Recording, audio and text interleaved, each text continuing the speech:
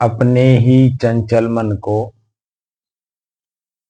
अपने ही बस में करके एकाग्रता, स्थिरता एवं स्वयं अपने आप में शांति का अनुभव करने की दृष्टि से पुनः साधना करते करते आज 1233 दिन हो गए। तारीख 24 मार्च सन 2025, दिन सोमवार, प्रातः काल का समय।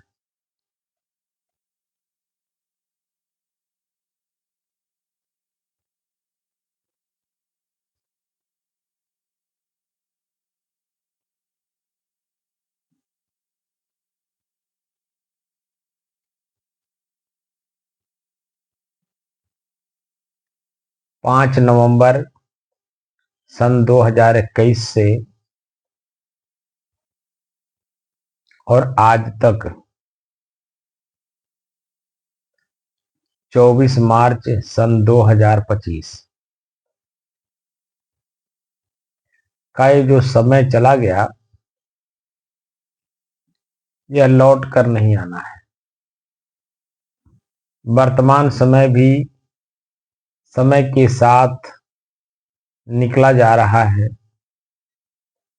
ये भी समय पुनः लौट कर नहीं आएगा।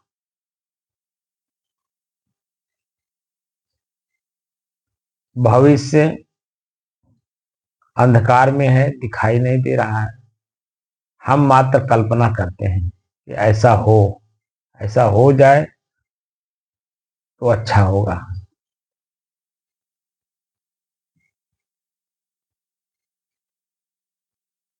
वर्तमान जो कि मेरा है,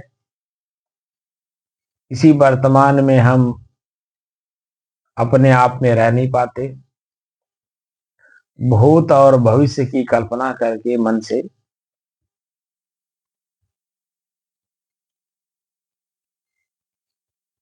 पीड़ित और दुखी रहते हैं।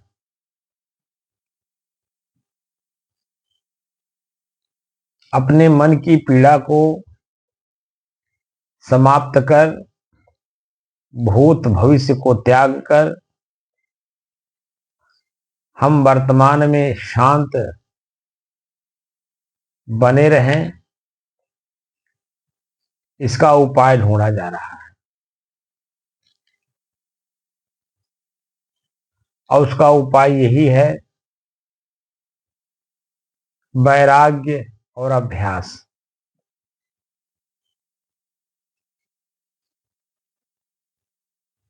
ज्ञान तात्कालिक जानकारी को कहते हैं, लेकिन वही तात्कालिक ज्ञान जब अभ्यास में उतर जाता है तो उसी को प्रज्ञा कहते हैं। क्योंकि जो तात्कालिक ज्ञान होता है उसमें हम सिर्फ कल्पना में रहते हैं, और उसी का जब हम व्यवहार यानी प्रयोग करते हैं जानकारी को, तब उसका रहस्य समझ में आता है। जो मेरी मन की कल्पना है वो, और जो वर्तमान यथा स्थिति है उसको, दोनों को देखने में, जानने में, समझने में आप अपने आप में संतुष्ट रहते हैं।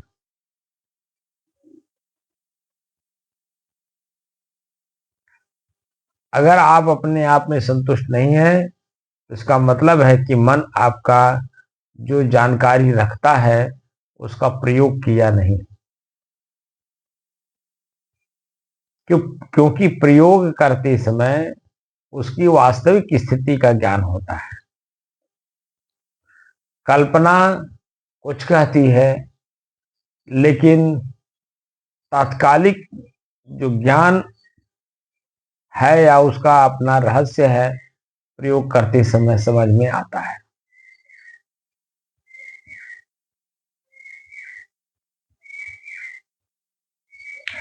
ईश्वर जानकारी हुई। ईश्वर शब्द के रहस्य को जानने के लिए जब हम किसी विशेषज्ञ संत विद्वान के पास हम जब उसको जानते हैं, देखते हैं और समझते हैं, तो उसकी वास्तविक स्थिति का ज्ञान हो जाता है। संत विद्वान का मतलब हुआ जो शब्दों के रहस्य को जानता हो। जैसे सदगुरु कबीर कहते हैं कि शब्द शब्द बहु अंतरे, सार शब्द मथली है। शब्द शब्द में भेद है, उसका सार शब्द हमें ग्रहण करने की बात कहा जा रहा है। अब ईश्वर हमने खाली सुन लिया। कल मगहर कबीर समाधि पर संजोग से हमारे एक फौजी साहब हैं, उनके साथ में पहुंच गया। उन्होंने कहा कि हमको मगहर देखना है, मैं देखा नहीं हूं।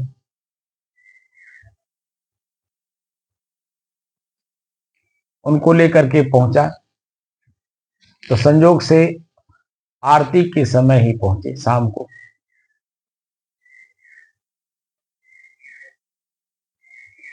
आरती में हम लोग सम्मिलित हुए। आरती खत्म हो गई, हम लोग वहां बैठे तो कुछ हरियाणा के भक्त आए हुए थे।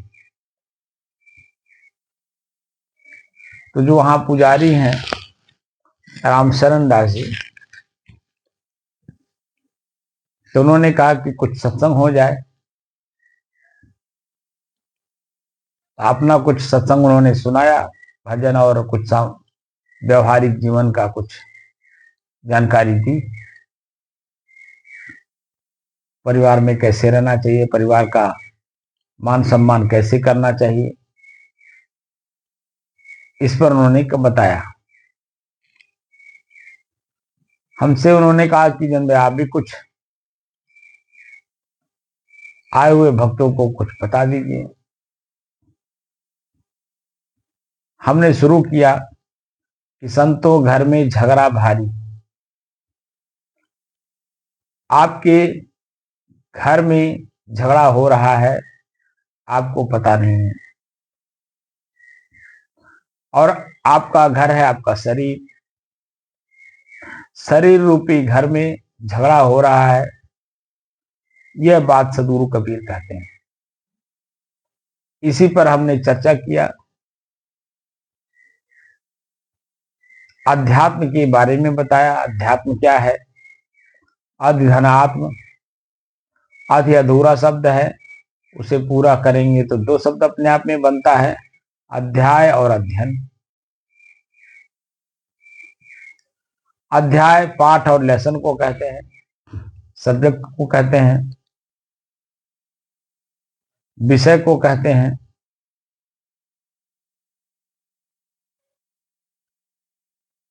और अध्ययन माने खोज। किस विषय पर हमें खोज करना है।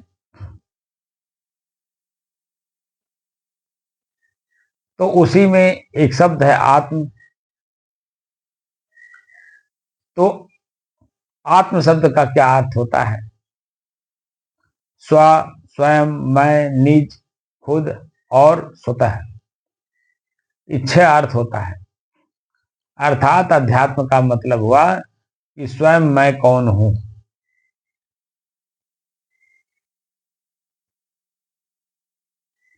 अब स्वयं मैं कौन हूं को जानने की दृष्टि से साधना करना होता है। तो साधना की पद्धति में प्रश्न मैंने पूछा कि भगवान और ईश्वर में क्या अंतर है। तो सभी लोगों ने एक स्वर से कहा कि भगवान और ईश्वर में कोई अंतर नहीं है। तो हम कबीर साहब की वाणी के अनुसार शब्द शब्द बहुअंतरे सार शब्द मथली है। अब भगवान और ईश्वर को जानना है तो ये शब्द ही तो हैं। चाहे मुंह से बोल के जानिए, चाहे पढ़ के जानिए, चाहे सुन के जानिए, लेकिन है तो हिंदी के शब्द ही। और शब्द अपने आप में क्या कह रहा है, जब तक शब्द को नहीं जानेंगे तब तक उसके रहस्य को नहीं जानेंगे। तो भगवान मेरा शरीर है,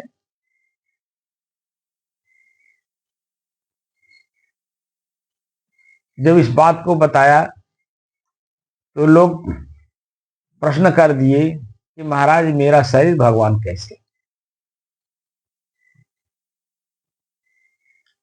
तो मैंने उनको उत्तर में बताया कि भगवान शब्द में अक्षर कितने हैं। तो किसी ने 4 कहा, किसी ने 2 कहा, किसी ने 3 कहा, 5 किसी ने नहीं कहा। तो जो जिसको समझ में आया उन्होंने बताया। तो हमने बताया कि उसमें 5 अक्षर हैं। अब 5 शब्दों में से एक एक अक्षर निकाल करके और उसे जोड़ करके भगवान शब्द बना है।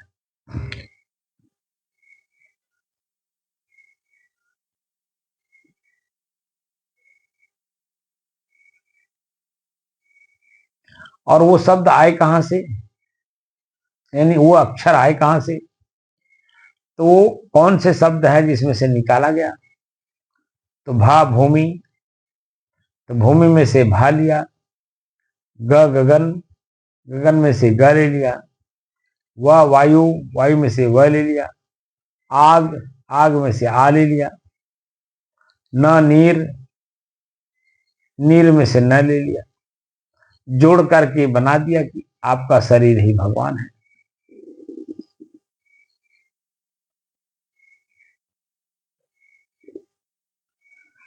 अब ये शरीर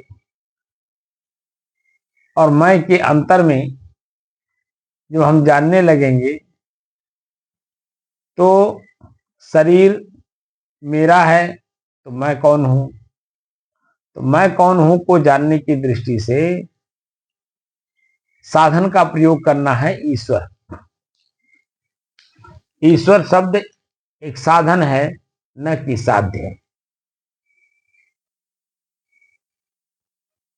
तो साधन क्या है, अब उसी शब्द को जान लीजिए, संधि विच्छेद कर लीजिए। ई धन स्वर, ई माने यह, स्वर माने श्वास।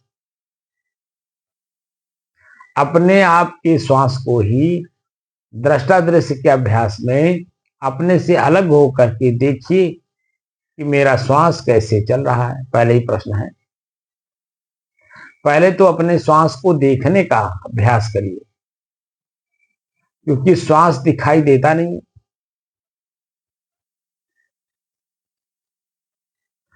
तो उसका अर्थ ये हुआ कि आप अपने श्वास को महसूस करिए कि कैसे चल रहा है।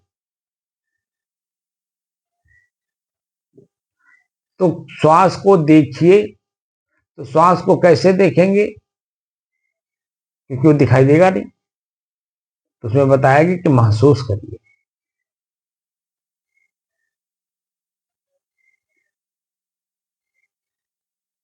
श्वास और मैं अलग अलग हूं, ये पूर्ण रूप से महसूस कर लीजिए। तब आप देखिए कि श्वास मेरा कैसे चल रहा है।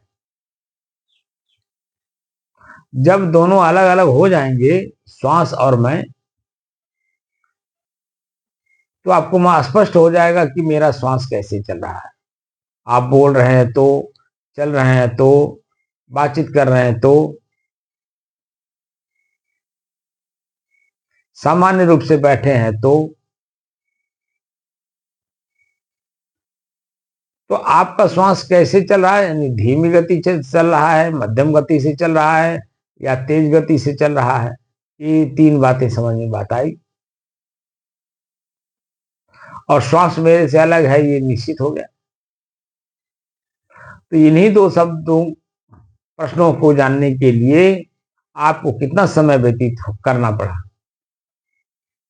और जब ये अलग अलग महसूस होने लग रहे हैं या महसूस हो गए, तो स्पष्ट हो रहा है कि श्वास मेरा है, न कि मैं हूं।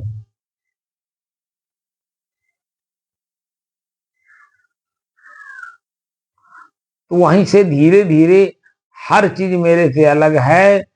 जितना भी शब्द बोला जाएगा, कल्पना किया जाएगा, इच्छाएं की जाएंगी, सब मेरे से अलग ही होंगी।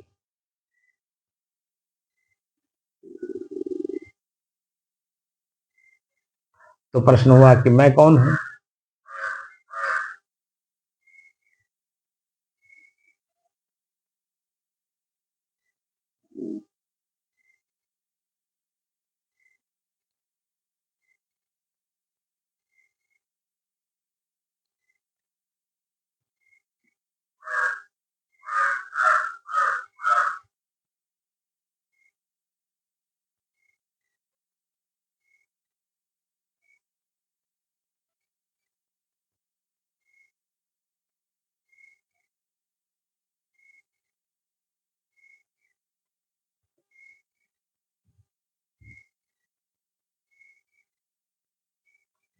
आप अपने श्वास को लगातार देखिए, और देखते देखते एक अवस्था ऐसी आएगी, देखना भी अपने आप में बंद हो जाएगा।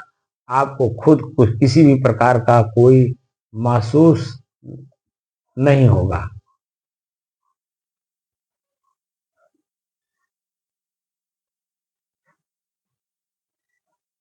वहां शरीर की किसी भी इंद्री का कोई हलचल नहीं होगा। मन रहेगा नहीं, इसलिए शरीर पर किसी प्रकार का अनुभव होगा नहीं, क्योंकि मन ही द्वारा अनुभव होता है, मन वहां रहेगा नहीं। वहां शेष कौन रहेगा? जो शेष रहेगा वही मैं हूं। क्योंकि किसी भी प्रकार का कोई अनुभूति या प्रयोग या देखना या महसूस करना, ये सब क्रिया में आता है। क्रिया विहीन अवस्था जो होगी, वह मेरी अपनी खुद की होगी।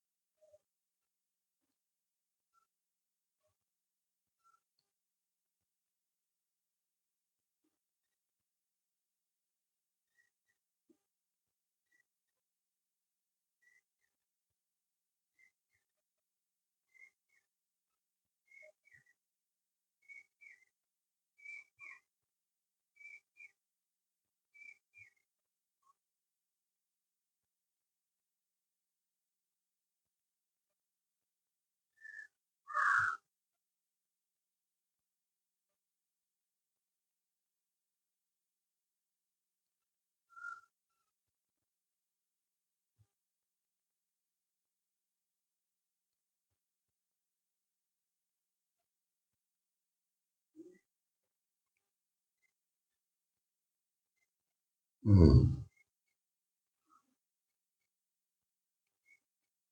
हम्म,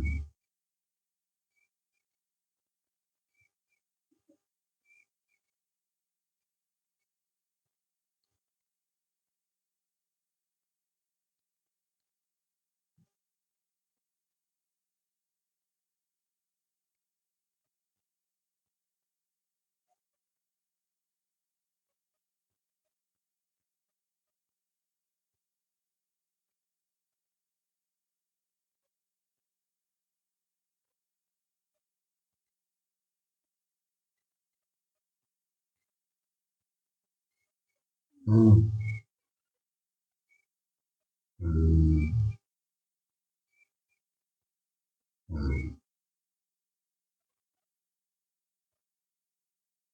हम्म,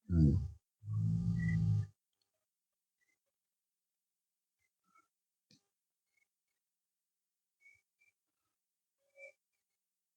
हम्म,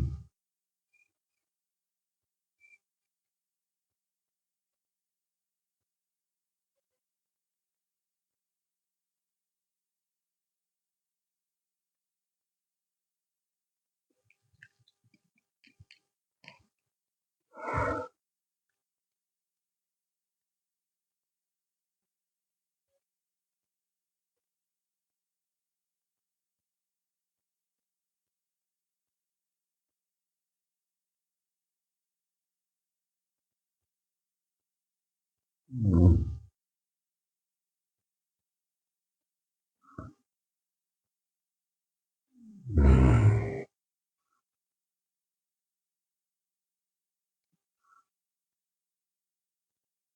हम्म,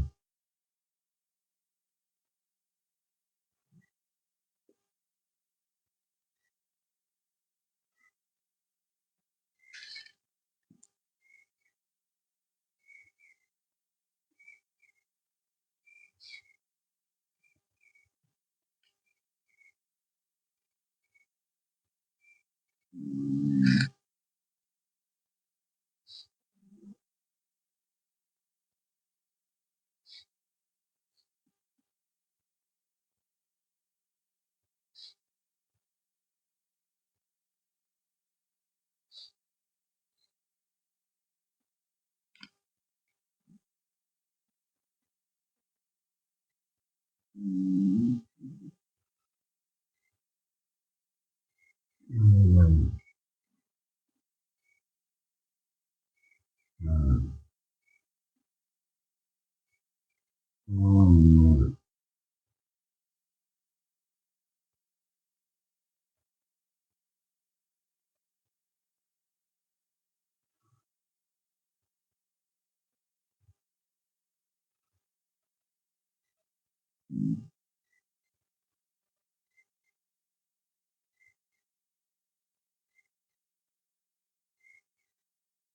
हम्म,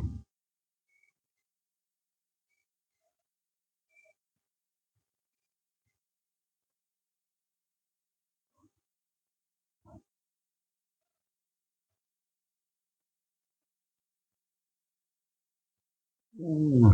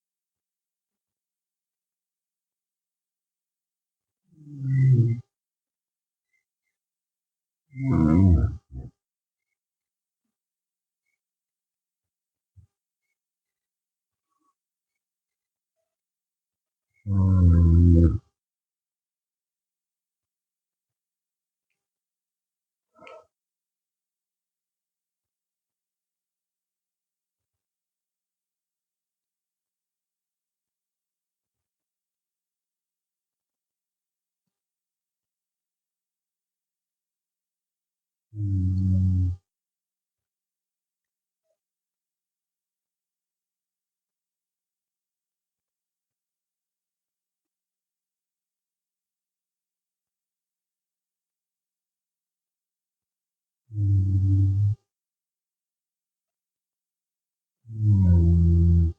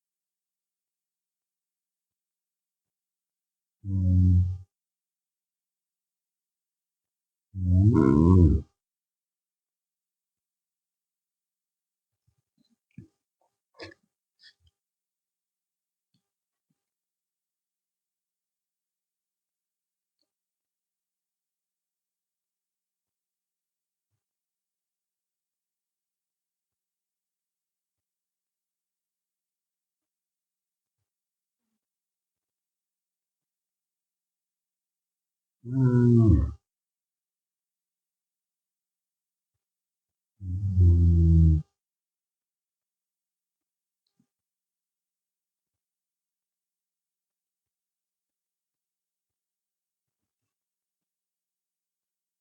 हम्म,